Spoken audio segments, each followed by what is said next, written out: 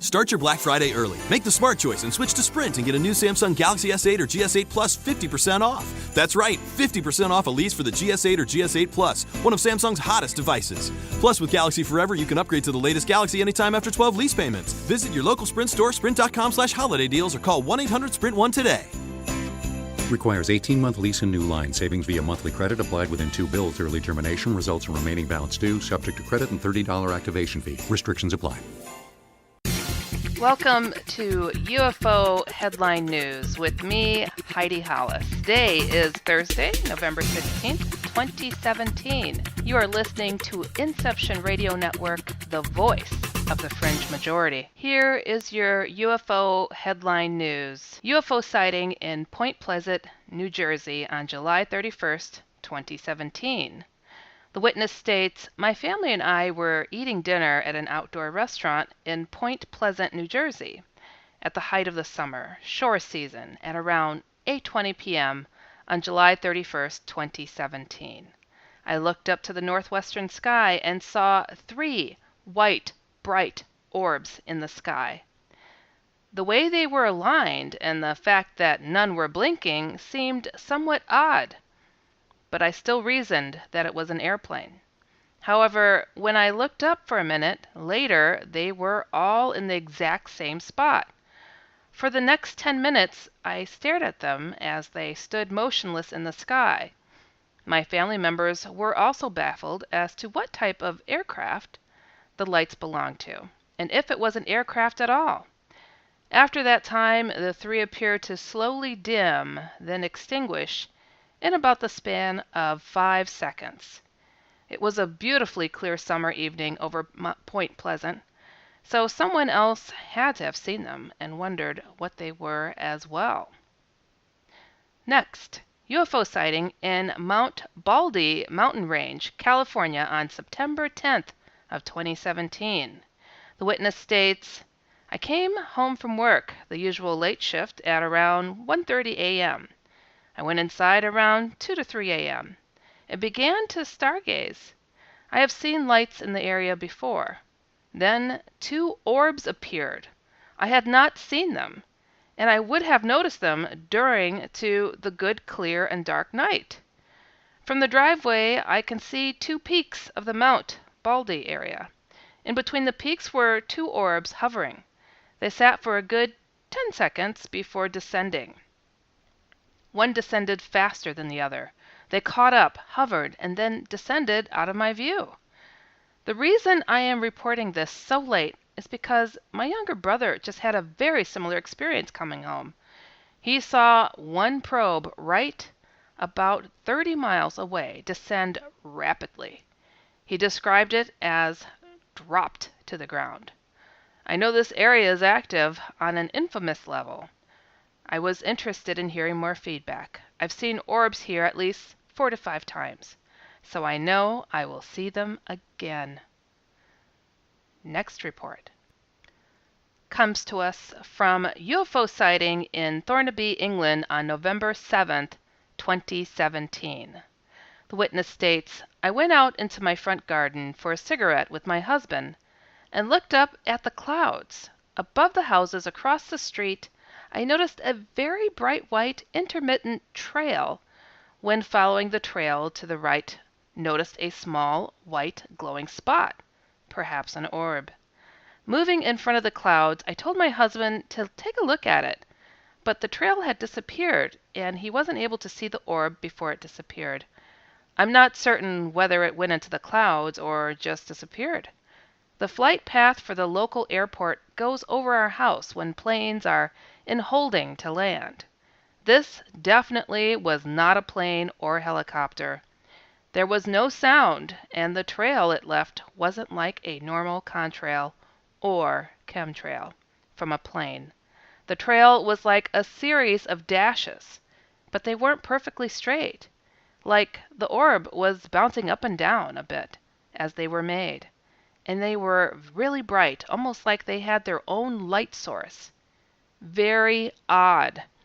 If I hadn't seen it to been a trail, I probably would have just thought the orb was a bird at a distance. I don't keep my phone on me, so I wasn't able to get any photos or video.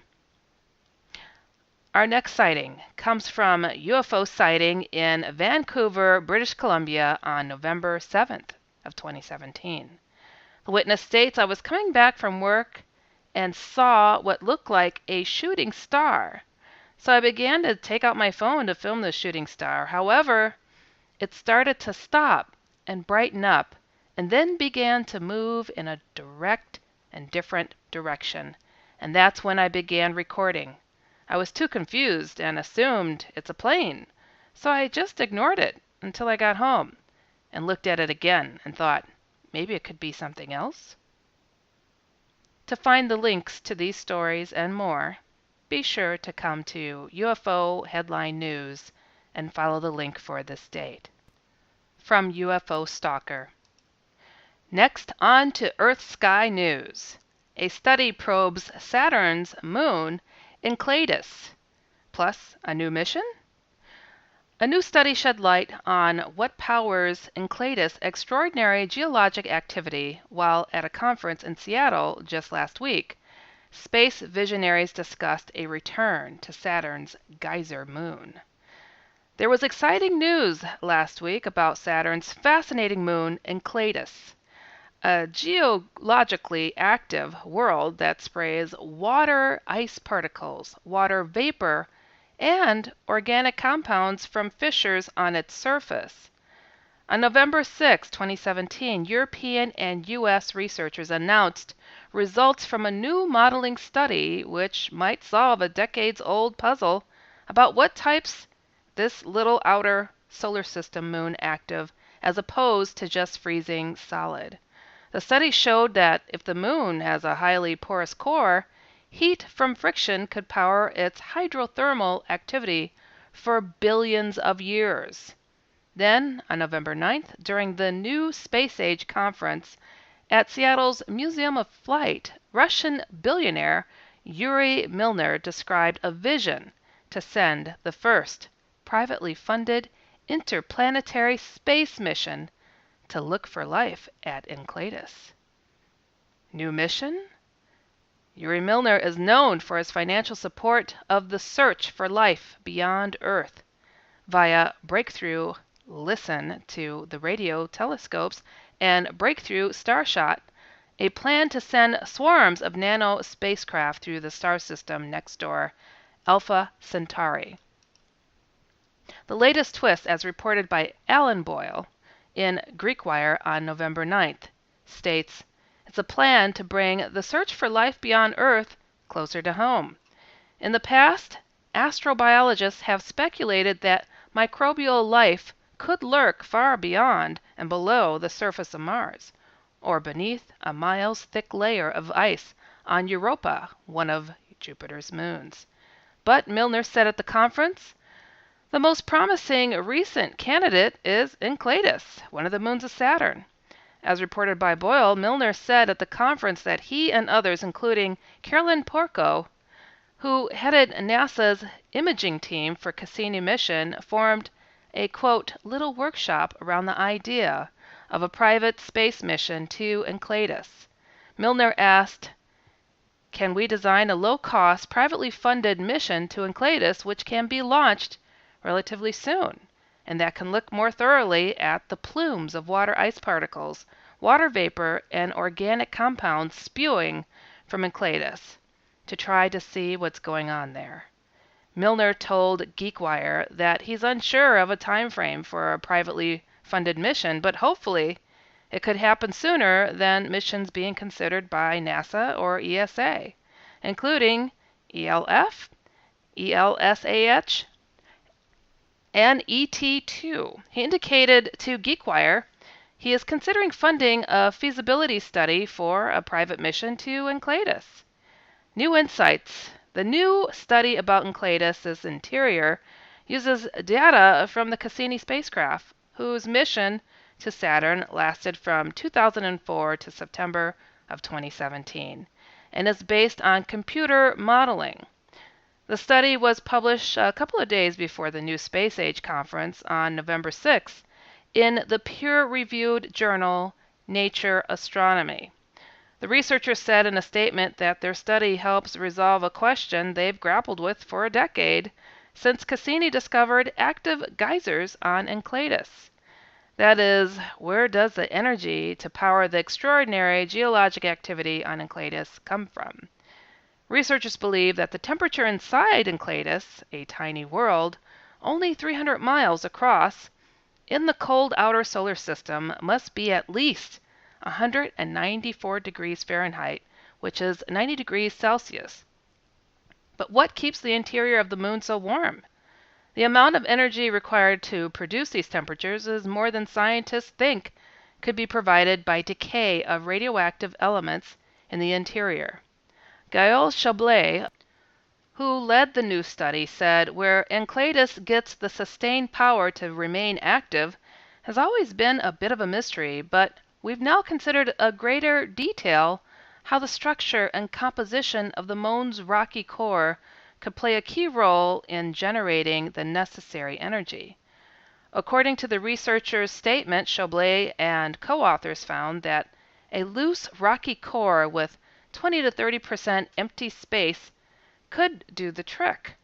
The simulations show that as Enceladus orbits Saturn, rocks in the porous core flex and rub together, generating heat.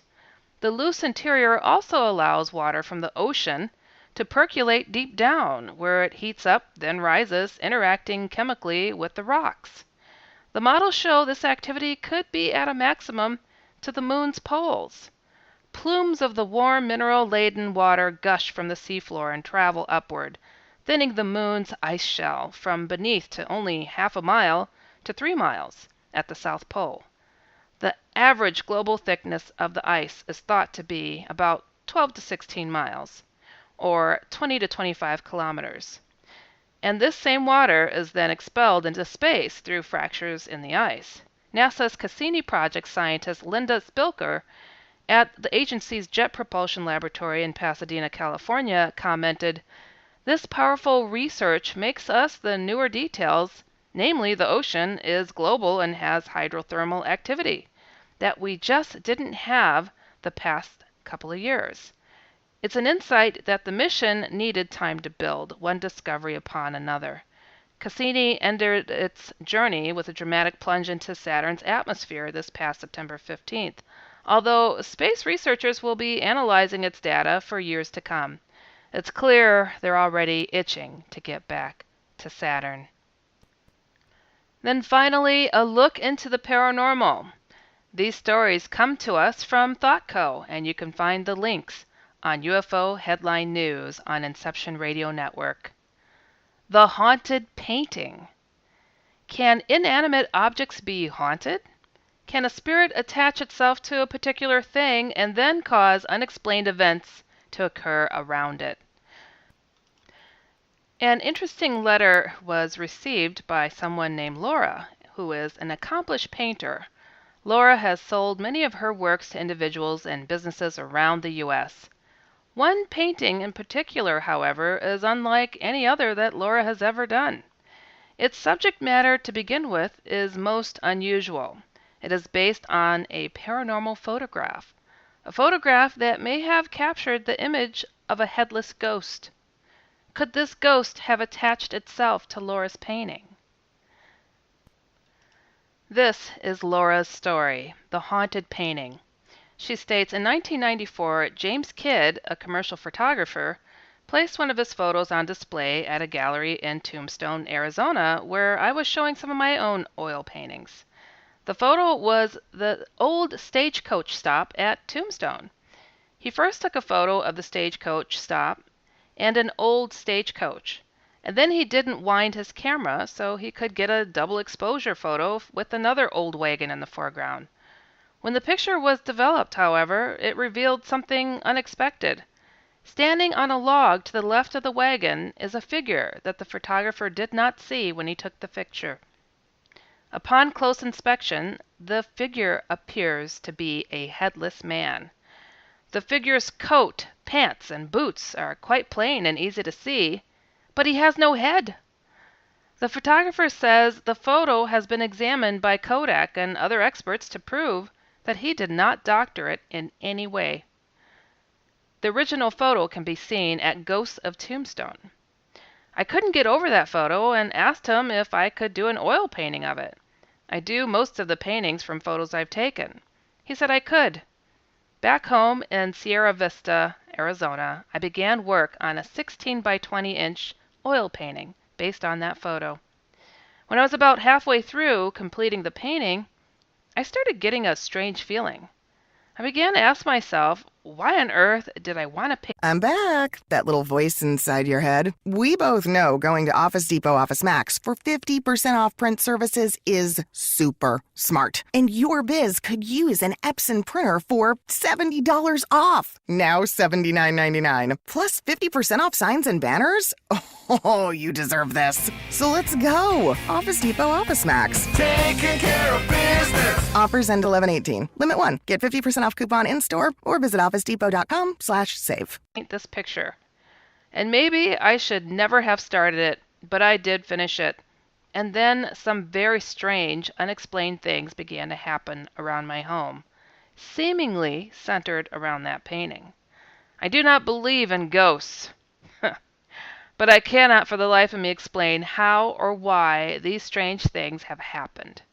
I cannot attribute every one of these events directly to the painting, but they all have taken place since it has been in my house and are totally unexplained. The hauntings begin. Office havoc. I took the frame painting with some others for a display in a business location. We hung the ghost painting on the wall behind an office desk. 3 days later, people from the office called and asked me to come and pick up the ghost painting. Every morning they claimed the painting was crooked and they would straighten it up.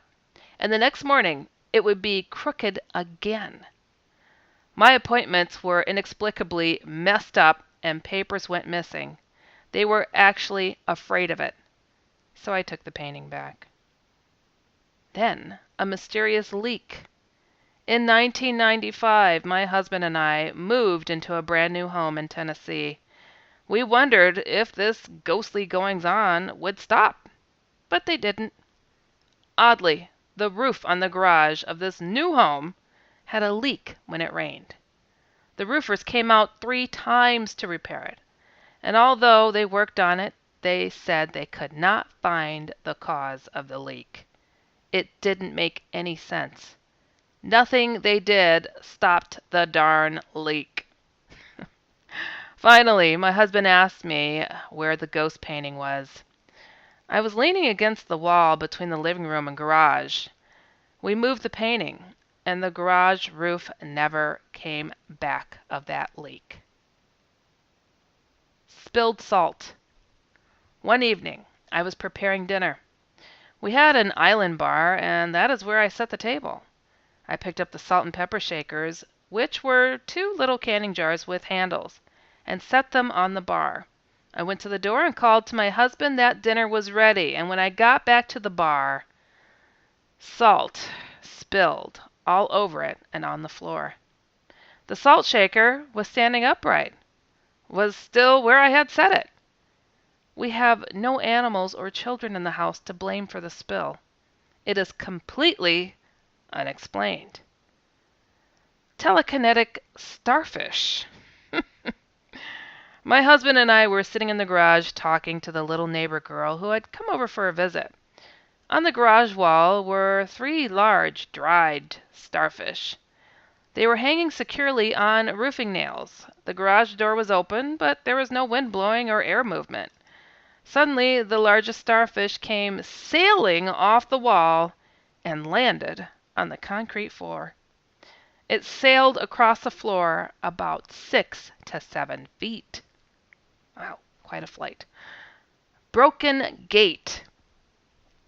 A heavy gate that would have been hard to remove came off of its post for no apparent reason.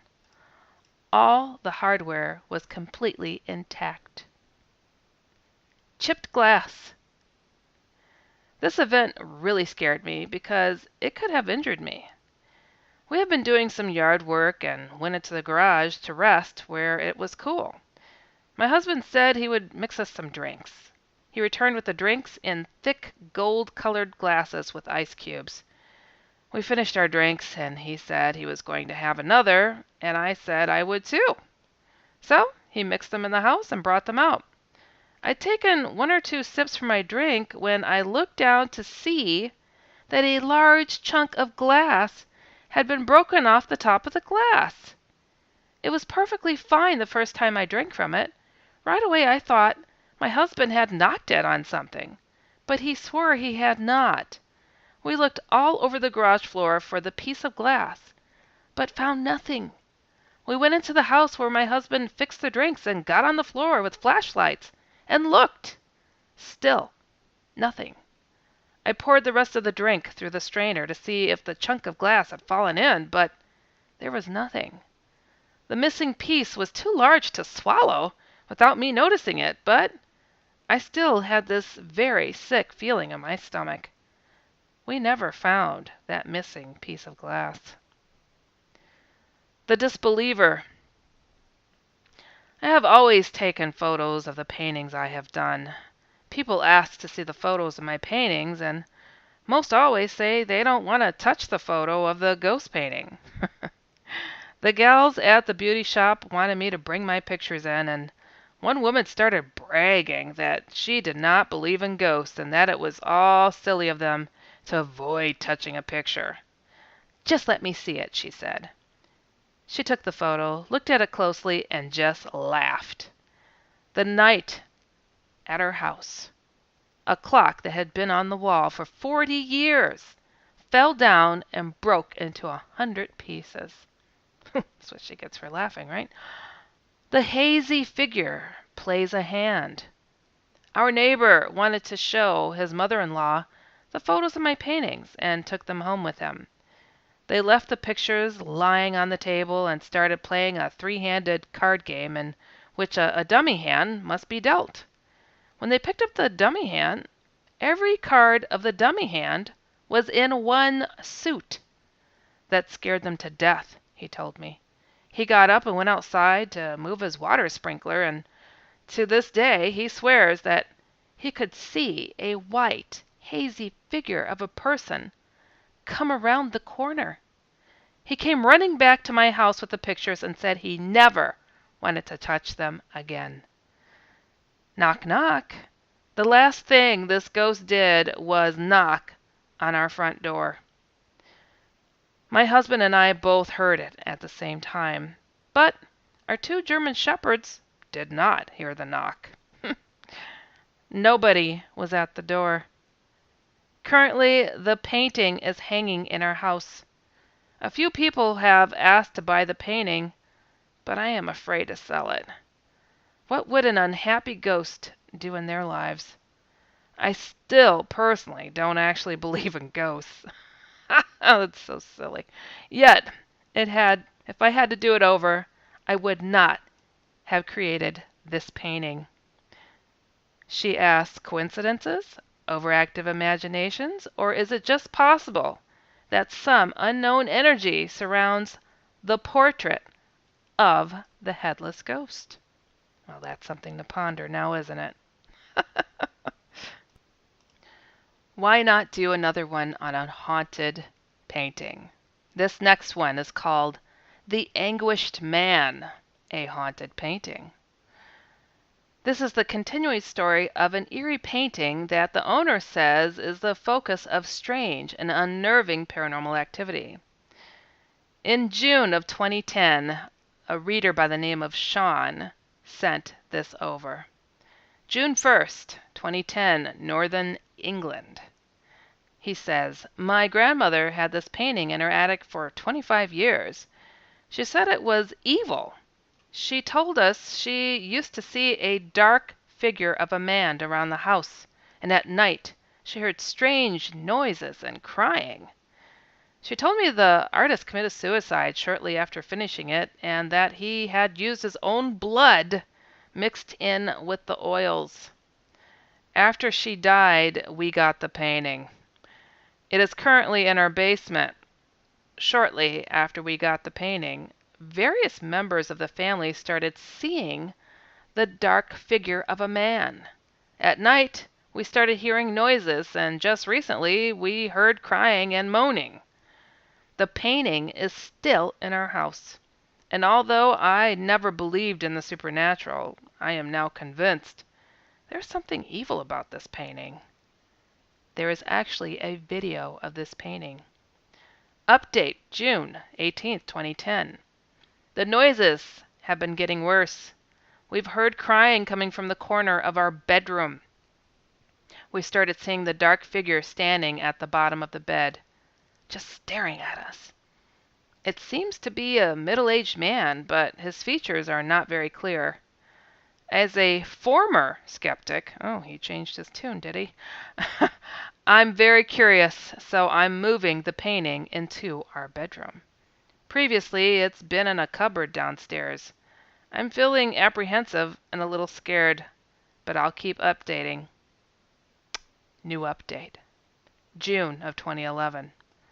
So I set the camera up once more in the spare bedroom.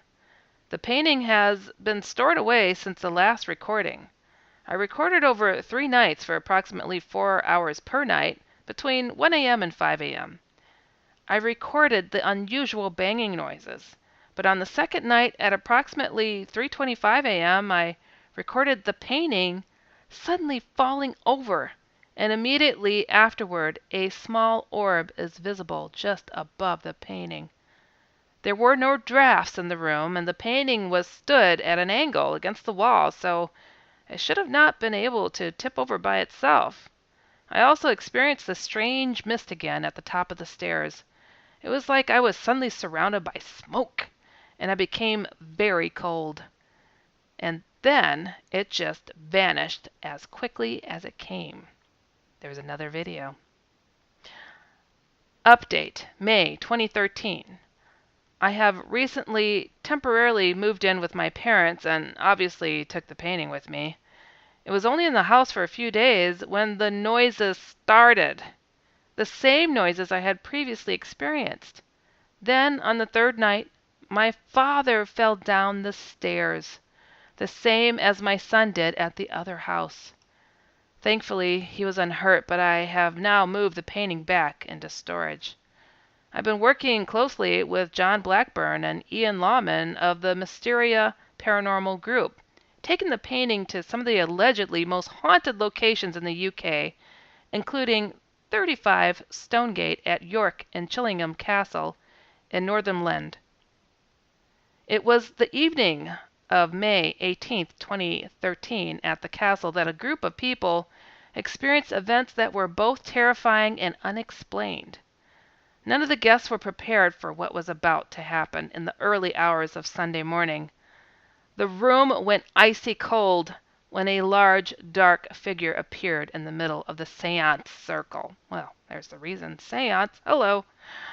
A large wooden bench banged on the floor on its own accord in response to John Blackburn's questions to the painting.